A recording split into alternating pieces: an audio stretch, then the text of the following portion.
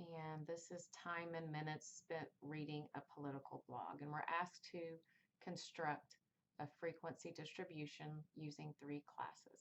So I have already got the answers shown here. Of course, you would have to build this yourself, but I want to show you how you can get these answers using StatCrunch. So this is one of the main things I wanted to show you is that this little button right here, if you click it, it's going to give you the option to open this data in StatCrunch. So I hope you can see this. Let me slide this over.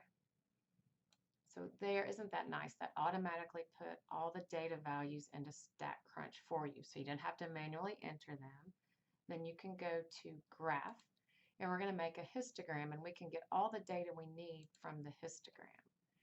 So we're going to select the first column, var1, and the only thing we need to put in, first we'll do this frequency type to get our frequencies, and then we'll go back and change it to relative frequency to get those values. So if we go to frequency, I'm going to leave that for now. Starting at would be our lowest number. So looking through here, 0 is the smallest number. If this was a very large data set, we would have to sort this to find the smallest number, but easy enough to look at it and see that it's 0. And our class width, if you remember, we did that by finding the highest number minus the lowest value, dividing by the number of classes. So the problem says that we need 5 classes. So looking at the data set that I have here, it looks like the largest number is 25, I think, and then the smallest, or 29, is that correct? And then the smallest number is 0.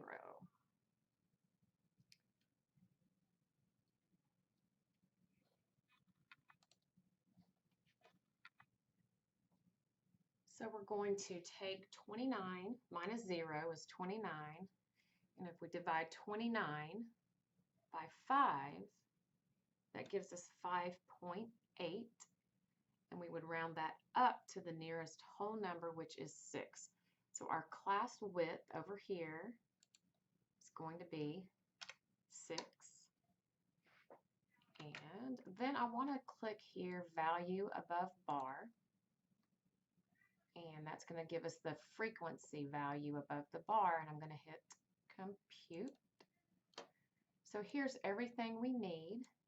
So if you look back at what we're asked to put in, the data, the first class starts at 0 over here, and then the next class starts at 6, 12, 18, 24.